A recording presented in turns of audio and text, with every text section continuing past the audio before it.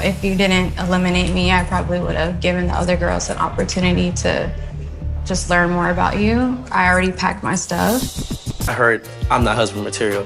I feel like she's lashing out right now. She's projecting. Why are you waiting until you walking out the door for you to do that? This episode was a hot mess, a really hot mess. I don't know which was worse, whether it was Lexi throwing a tantrum or whether it was this young man being caught in a bed with somebody else. It's embarrassing. The embarrassment, the second-hand embarrassment is, I don't even know where to start. This man should have gone to Ayana Fix My Life, as I said before. He didn't need to come to a dating show.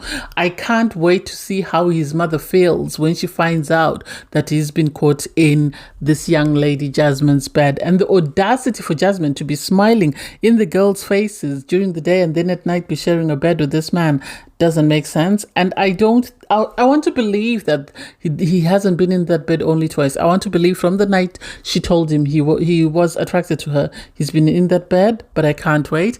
Anyway, hey there, thanks for stopping by. Welcome to my channel. If you're new here, don't forget to subscribe, click the like button, turn on the notification bell for when I upload new videos, and definitely leave a comment. In this episode, I'll be reviewing Somebody's Son, Season 1, Episode 9. So in the morning, you have Chad sneaking out of Jasmine's room.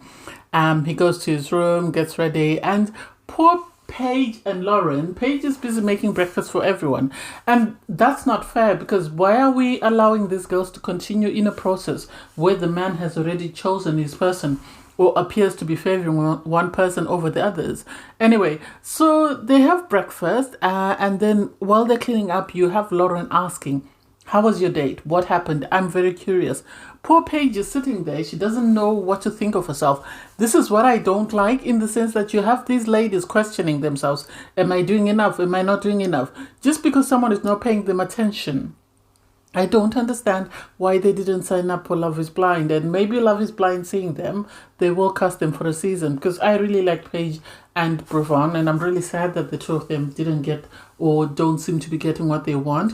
Anyway, so you have Katina and Chad have a conversation, and they're sort of talking about the fact that, they've sort of catching up on his date. And I'm surprised he didn't tell his mum about sneaking into Jasmine's bedroom, which doesn't make sense to me. Anyway, they receive a message on the tablets to say that the girls need to conduct an activity about future planning. So more or less, what are their goals? And so the girls get a couple of cards. They get 7 cards, and you have to sort of arrange them in the order of priority. First up is Jasmine. Jasmine chose God and faith, number 1. Number 2, health. Family, number 3. Career, number 4. Travel, number 5. Money, number 6. And children, number 7. And I question that list, because why is money right down the list for someone who doesn't have a job, who hasn't got a career at the moment? But then that's just me. For Lauren, she chose God and faith, number 1. Health, number 2. Family, number 3. Career, number 4. Number 5 was money. Travel was number 6. And children was number last. And she actually hinted that Chad was shocked, because, he might have expected, with her age, she's 35, that she might want a child sooner rather than later. With Paige, she chose God and faith, health, career, number 3. Family, number 4. Children, number 5. Money, number 6, and then travel, number 7. It makes sense if you're at an age whereby you're looking for a relationship, you're looking to settle down, because once you have the children, you've got a career, and hopefully that career will finance, the children. With Chad, he had God and faith, health, career, family, children, money, and travel. And so it seemed his lists aligned more with Paige than any of the other girls. That was quite surprising, because I think everything they align on, I think their lists more or less match. Once that was finished, they then had Chad and Katina go outside to have a conversation, and his mom was saying to him that you and Paige seem to have a lot of things in common, because your lists more or less align.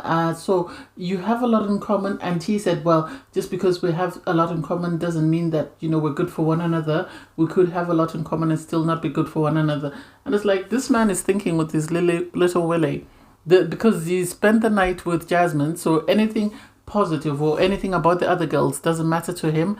He's only thinking of Jasmine, and that's all it's ever going to be. So they then have to make a decision of who goes on the date. I think because of the fact that he sort of had a lot of things in common with Paige, this is why he chose her. Part of me wants to believe that he wasn't impressed with the fact that, he was able to get to Jasmine that quickly, but we'll see. So you have Joshua and Auntie Olu. They're just having a debriefing about, his journey thus far and how it's going with the girls. They then received a message on the tablet that they need to host a family-style boil. So the girls are given tasks. I love how he did it. He just said to them, blind test, everyone pick a card and do what it says on the card. So the girls got to prepare a side based on the card that they picked, which was cute.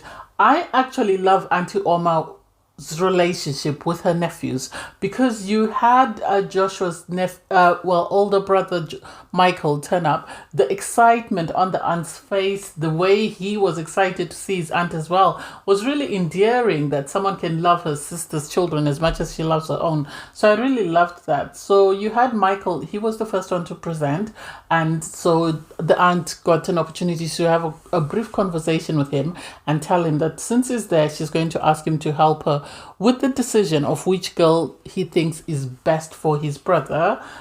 You then had family members also turn up. And surprisingly, apart from Tamaris, everybody else had a friend. Lexi had her friend come. Shambrel also had a guy friend turn up. So once the food was brought out, they sat down to eat. And I love that Michael actually went group to group to group, sussing out, sort of having conversations about the girls and how they felt they were getting along with Joshua. He just didn't make a blind decision on who he felt was appropriate for his brother. So I thought that was one of the cutest things ever, because it allowed him to get to know the girls before having the girls sort of sit down and be told who was being picked and who wasn't. You then had Paige's date with Chad. Chad, for me, I think he's enjoying himself. He really is. He likes the idea that the girls are throwing themselves at him. I don't know whether the novelty of Jasmine has worn off, because they did have this go-kart race with Paige, which she really enjoyed. She enjoyed as well. And then once they finished, they sat down for a conversation. And he was sort of saying to Paige, why are you not sort of being intimate? And she said to him, which makes sense. We went on a date, we had a great time, I thought we were doing amazing, and then suddenly you cut me off. I think he cut her off because he thought he was going to win with Jasmine. He was really enjoying whatever he was doing with Jasmine. He didn't realize that maybe it might not be what he needed. And I think finding out that he has so many things in common with Paige is throwing him off. So he's asking her for intimacy, and she's saying, well, you have to have consistency on your part, because I can't be throwing myself into something that's not going anywhere, which makes sense, which really does make sense. There's no point in her throwing herself at him when somebody else is throwing themselves at him. Then she looks like an idiot on TV. No, she can't do that. You then have Michael and Joshua sit down with Auntie Orma for a conversation, just to catch up. Because when Michael went round, he had a conversation with Lexi, found out she had children. He also found out that with Tamaris, she's very reserved. He found out that, Shambrel is very outspoken. She's very jovial. So it was a matter of the fact that it seems Shambrel has the personality for what the family would like, but Tamaris has the looks of what Joshua is more normally attracted to, Tamaris or Lexi.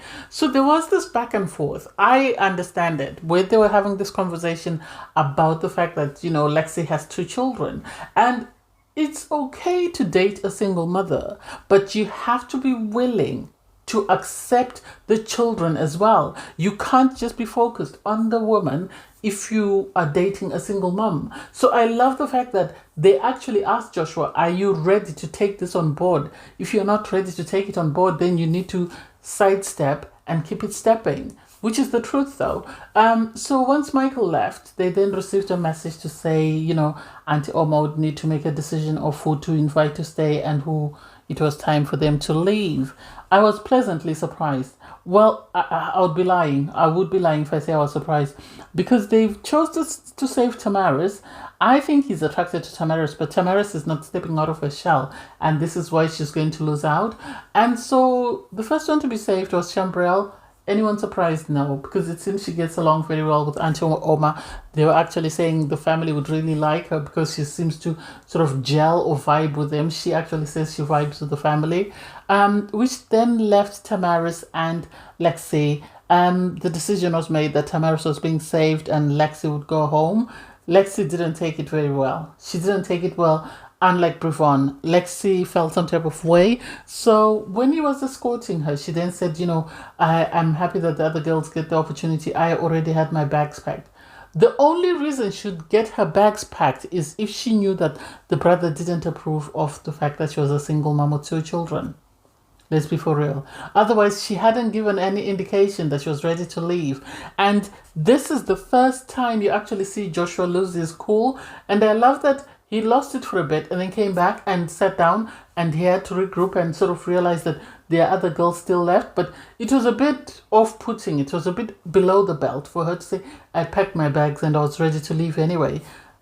Why were you ready to leave? If you were ready to leave, before we made a decision, you should have just raised your hand and said, okay, to save you all the hassle, I'm ready to go home so you can keep the other 2. That would have been it. This is messy, really messy, and I don't even know where to start because I didn't expect it. Because on his date chat with Paige, he was the adoring, caring companion and whatever, and he was complaining that she's not being intimate with him, only for him to come back to the house and do a 180. I think he was afraid of Jasmine because the girls were sort of dancing and sort of singing and just trying to entertain one another, and they sort of tried to get him into it and he refused. He said, this is one of you is going to win at the end of the day. You people, well, they seem to be more after a friendship, and it's like they're not after a friendship, they're just being cordial. They live in their house together. What do you want them to do? Do you want them to be fighting for you? Do you want them to be screaming and shouting? What exactly in particular do you want from them? So the audacity for him to storm off and then have Paige try and console him and he throws a tantrum, I didn't like that. I think this man is a walking red flag. He should have gone to therapy, as I said. So he should have gone to Ayana Fix My Life with his mum and had therapy. And then after therapy, then he would have come to a show like this. Otherwise, whoever he picks, sadly, is going to have to unpack all the mess that comes with him because he's got his issues with his mum. And then there is the issues of the fact that he's trying to date multiple girls. So after he storms off, you have Lauren. She was busy taking a shower, apparently came out, found poor Paige crying, and then she decided to check on Jasmine. Turns out this young man is in a bed with Jasmine. I think production sent Lauren. Or Lauren must have heard them the night before and decided to be messy because we all know Lauren is not feeling this guy. She's already said he's too young for her. So I have a feeling that she was already looking for a way out.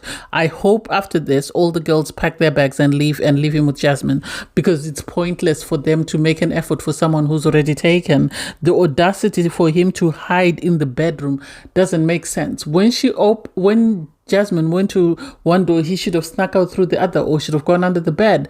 But no, he was too, locked in his own thoughts and in his own lust, and he decided to stay in that bed. And I can't wait to see the fallout.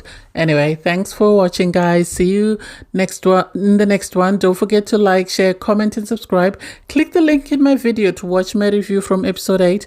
Bye, everyone.